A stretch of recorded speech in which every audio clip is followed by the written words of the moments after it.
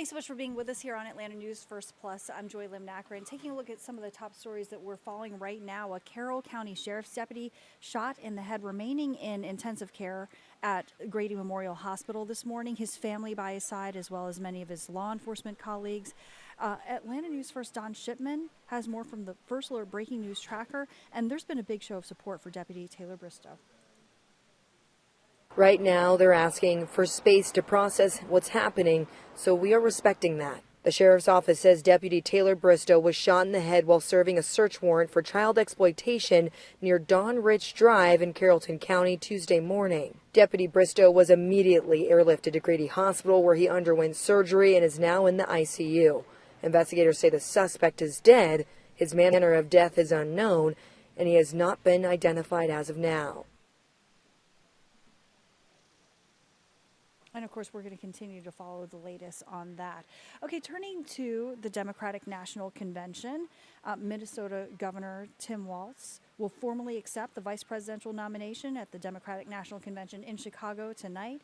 Former President Bill Clinton also set to take the stage as Day 3 focuses on reproductive and other rights under the theme of a fight for freedoms. Day 2 of the convention featured Democratic star power and fiery speeches from the Obamas, as well as Vice President Kamala Harris addressing the audience by video from the campaign trail. CBS News' Caroline Cummings has more from Chicago. Yes, she can.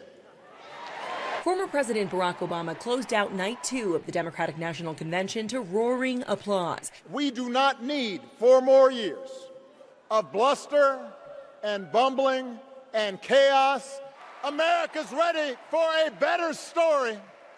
We are ready for a President Kamala Harris. Former First Lady Michelle Obama took the stage before him. She delivered a few zingers when criticizing the former president. Who's going to tell him that the job he's currently seeking might just be one of those black jobs?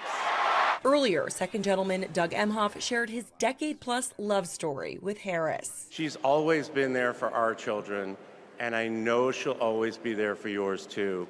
Harris and her running mate, Governor Tim Walz, were more than 90 miles away campaigning in Milwaukee last night, but Harris briefly addressed the convention by live stream. Together, we will chart a new way forward. Day 2 also featured an energetic, star-studded ceremonial roll call vote with a surprise performance from hip-hop artist Lil Jon. Caroline Cummings, CBS News, Chicago. Former Republican Lieutenant Governor of Georgia Jeff Duncan represents a faction of Republicans who are fed up with Donald Trump and are now supporting the Harris-Walz ticket. He was so vocal about his support, he even attended a Kamala Harris rally in Atlanta. And he's not the only Georgia name to speak at this convention. Last night, we also heard from Georgia Senator Raphael Warnock. He talked a lot about what he called voter suppression in states like Georgia. Warnock has been a champion for legislation like the John Lewis Voting Rights Act, and with the Georgia State Elections Board approving a rule yesterday that would make it easier to delay the certification of state elections, he says it is something everyone in America needs to pay attention to.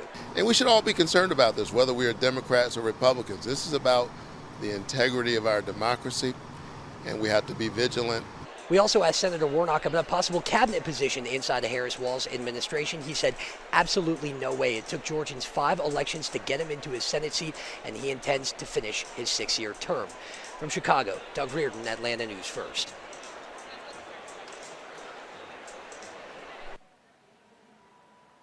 And former President Jimmy Carter's grandson also made an appearance at the DNC. Jason Carter told the crowd his grandfather will be casting his vote for Kamala Harris in November. Atlanta News First Asia Wilson has more from the Carter Center. Jason Carter says his grandfather cannot wait to vote for Kamala Harris, adding that she has some of the same qualities as the former president. Jason, who served in Georgia Senate from 2010 to 2015, spoke about his grandfather's time in the White House and post-presidency. Last night's speech at the DNC comes as former President Carter is currently in hospice care here in Georgia at 99 years old. He is the only living president not at the Democratic National Convention this week. President Carter last appeared in public in November of last year at the funeral of his wife. Meanwhile, Jason told the crowd his grandfather wishes he could be in attendance, but says his support is behind Harris. Papa is holding on. He is hopeful. And though his body may be weak tonight, his spirit is as strong as ever. My grandfather can't wait to vote for Kamala Harris. She reminds us all that the promise of America remains unchanged.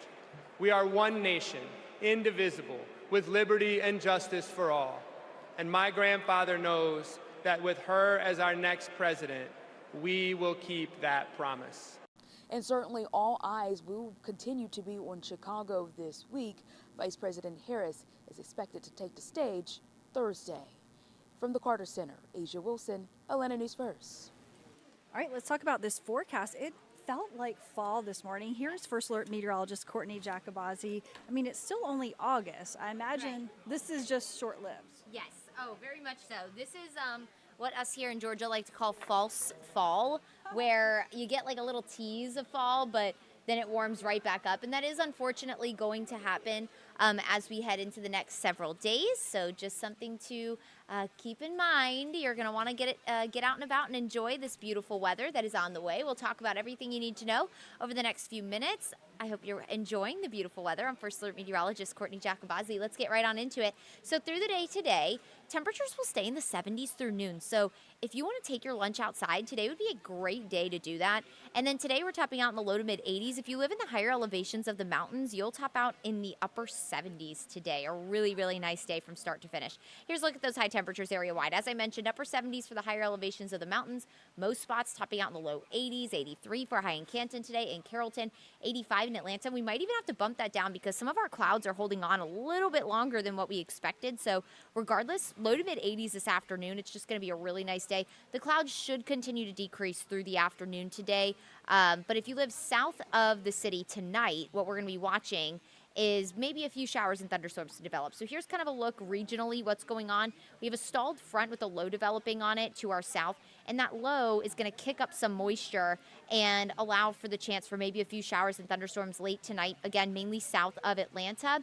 That front's also trapping in moisture in the south part of the state. So the further south and east of Atlanta you go, the muggier it's still going to be over the next couple of days. Not that it's not going to feel comfortable out there, but you just aren't going to get as dry of air that a lot of the area is seeing over the next couple of days. Here's a look at 9 o'clock tonight. Again, about a 20% coverage of showers and storms. So from Heard County, Carroll County, down into Troup, Meriwether, Butts, Lamar, Pike County, Upson County, maybe a few showers and thunderstorms. But overall, most of us should be quiet through the overnight hours. But we'll look mainly in South and West Georgia for any rain overnight and maybe into early tomorrow morning. But early tomorrow morning, what'll be most notable for most of us is that we'll be under mostly cloudy skies. So that'll hold overnight low temperatures just a touch warmer tomorrow morning, but it'll still be comfortable. Our humidity will be really low the next few days.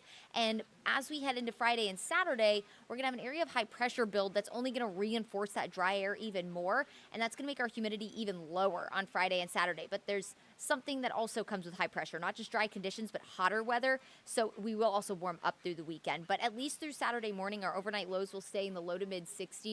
Some spots even in the upper 50s. So just really, really, really comfortable as we head into the weekend. And then notice as we head into Monday, we're back into that 70s territory when it comes to your overnight lows. So not quite as comfortable of weather on the way as we round out the weekend and start next week. I do think the humidity will stay relatively low through Sunday, but then next week it's going to feel downright summer-like, and you'll see it on the 7-day forecast. We're staying mostly dry.